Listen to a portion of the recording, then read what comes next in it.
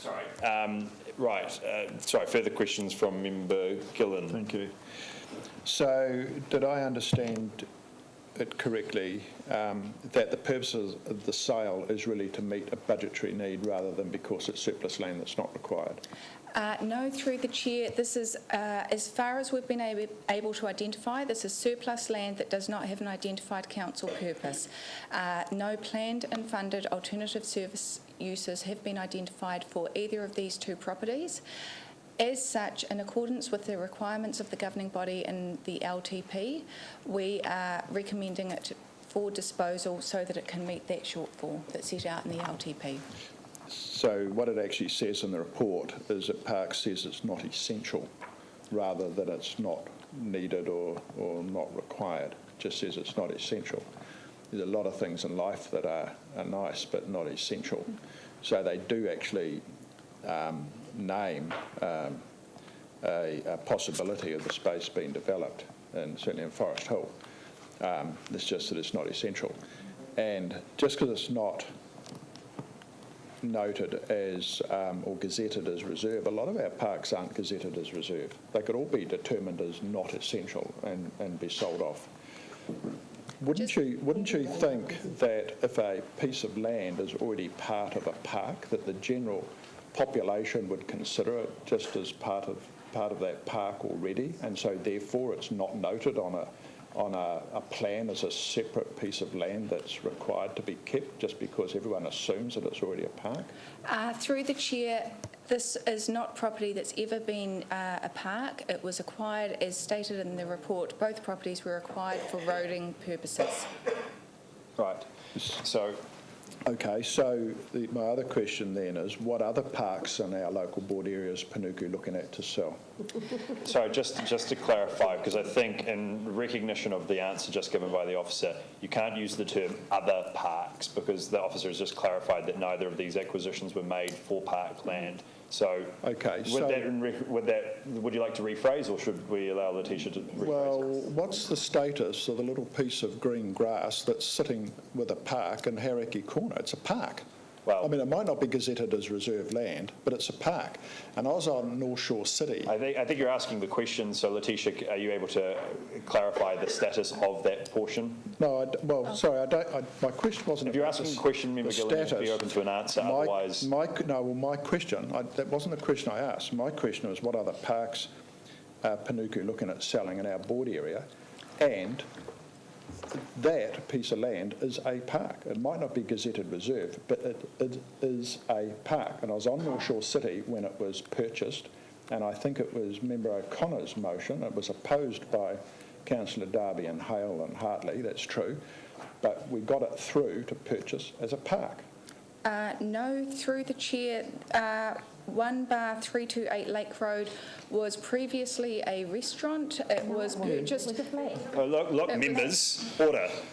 Taking this back through the Chair and taking control here, I just want to be very clear that when I clarify how a question is phrased, that is the way it's presented to officers, because questions are asked through the Chair. So okay. I've already clarified that the status of the land is not parkland. It would have to be zoned as such under either some kind of operative district plan provision, the unitary plan, or it would need to be gazetted as reserve land. I'll rephrase it then. Right. What other piece of grassed land, open space or green space is Panuku looking at selling in our local board area? Through the Chair, there is the one property at Blomfield Spa that I've done the workshop on the local board with the local board about, that we haven't actually progressed any further because we are seeking to work with Parks on that. And that is the only property in the local board area. I'm aware that there was reference to parkland being sold in a recent Herald article that incorrectly listed a road reserve site as reserve, and actually also listed someone's residential property as I think reserve. We all saw through that, but yes, okay. Right, so there's nothing else, and we've recently been over this very thoroughly because we did receive your recent Lagoima, and there's nothing in our portfolio except for the one property at 4 Blomfield Spa. Yes. So on that then, and thank you for receiving that, it's my second Lagoima request, and the first Lagoima request did not have these two properties listed on it. when it came back to me? Through the chair, they can't have been with us at this stage. Okay, right. So with that, the questions have been asked. We can now, Councillor Darby, is it a question or is it? Yeah, it is a question because I've got the GIS here and I'm looking at that particular parcel of land. Question, is this got a fence around it and is next to the so-called park reserve?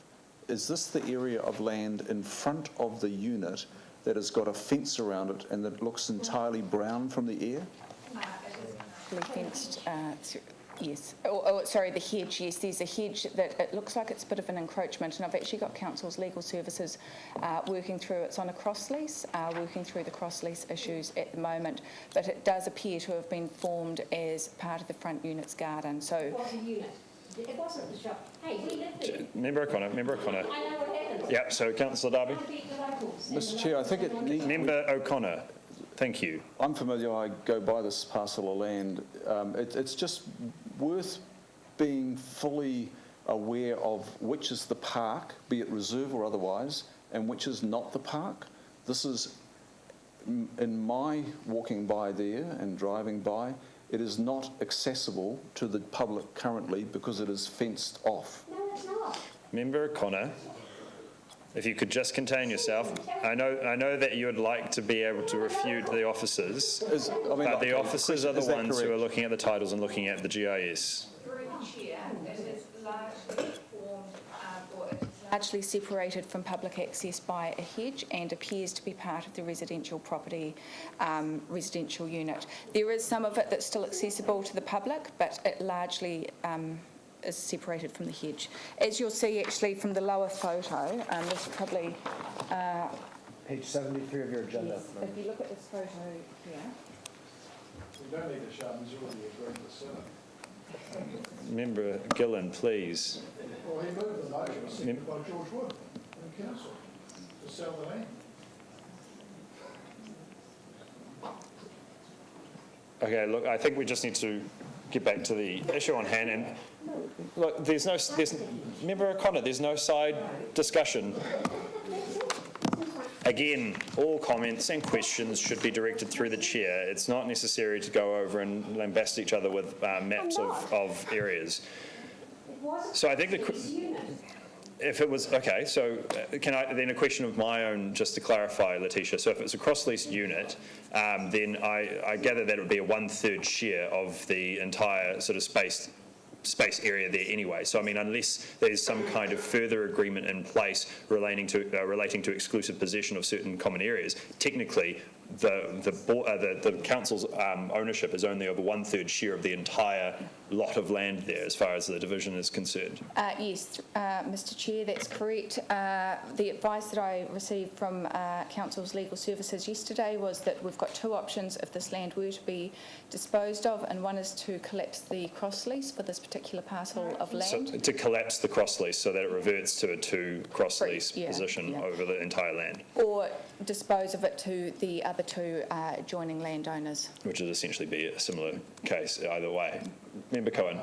I have a question for Mr Perry. What's the reason that parks don't feel it necessary to come to the portfolio meetings to actually discuss these types of things before they send off? I don't know. I don't want to run interference here, but I doubt Mr Perry is going to want to answer on behalf of parks. All the same, Mr Perry, do you want to respond on behalf of parks? I can't answer that question. Or, all right, subsequent to the question that you can't answer, is do you feel that there is a flaw here? Because they come to us with a whole range of often trivial type things to get permission to do, and then on something substantive where whether we agree or not, it would be worthwhile to have that discussion and to see what other things they need to be contemplating. And it's not happening. So it seems to be a flaw in the running of our portfolios that this type of thing should come to us first through the portfolio, and whether it goes to the board, rather than they respond directly, not your fault, to Panuka saying, hey, we don't need Panuku, it. we've established this. We have to refer to it by its appropriate name, but all the same. Can I just clarify your question? The part of the comment that you just made that was a question was, do you Yes. feel? So can I just clarify? Are you asking Mr. Perry what his feelings are? Okay, Mr. Perry, how do you feel? Through you, Mr. Chair, I don't think it's appropriate that my own personal views come into the mix here. What I can say is, however, that this issue has been workshopped with the board and the views of Parks have been sought. Whether this board feels that there's an error in that process in terms of how Parks engages with this board on potential land that's put up for disposal is something that should be directed at Parks or at Panuku in terms of how their process is managed. My views are irrelevant. I always regard your opinion as worthwhile. But notwithstanding is that we do have a system of how our portfolios work, and a lot of it is to identify areas which could be tricky. Now, in the workshop, there wasn't huge support for selling off reserves, and it could well be that there is a... Open space. You're going to have Open to clarify space, through all the right. chair, once again, these are not Perception, reserves. perceived reserves, okay? Is From that whose perceived point of view? I'm sorry, no, I public. still If can't, you I asked still any can't of even the allow public, that they would to think be it's open asked, space. Member Cohen, because you have to refer to it as what it either legally is or what, I mean, I don't know who this unnamed person is who's perceiving it to be in that instance, but you have to... I perceive it to be a park. Right, well, I'm afraid that the perceptions of the Deputy Chair, But anyway, putting it to that side, are notwithstanding not what the happens common to- understanding. Mr. Chair, definition, Mr. Cohen. that's okay, I appreciate that, excellent. But notwithstanding what happens tonight, we need to address this one because we had the same problem in Sunnyside. It's cropping up again, and it's because there isn't that discussion going on with Parks, whatever their policy is, in regards to these sorts of issues. And so my plea is, and it does come back to you, Mr. Perry, is just how our portfolio meetings work in regards to these types of items. Set up for make work, crop.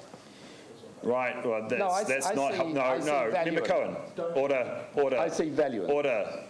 In fact, That's not helpful from the Deputy Chair as well to add in comments like it's a crock from the seat when you're not addressing the point anyway. So can we please take the emotion out of the situation for just the briefest of moments and try and get a proper resolution out of this and establish what your answer is to your question if you are genuinely wanting an answer to it.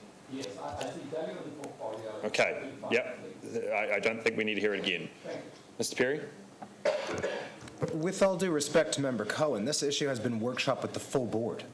Plus, it's a formal agenda item on the agenda. So is Member Cohen suggesting that in addition to that, we had an additional step in terms of coming to portfolios before that?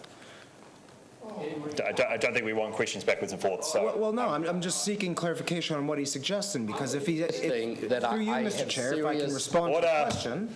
Order. Can we all please just be a little bit more respectful about who is talking at any given time? If you ask a question, you wait for the answer. If you ask a question back, wait for the answer. And all other members, unless it's helpful, please do not pipe in unless you first ask for my permission to do so. So the question has been passed back. Member Cohen. Yes. Always helpful. So- Thank you, Member Gillen. But yes, Yeah, Member thank you Cohen. very much, Mr. Chair. So, in regards to this issue, there is still, in my opinion, a problem with how parks are assessing the policy of that wider council.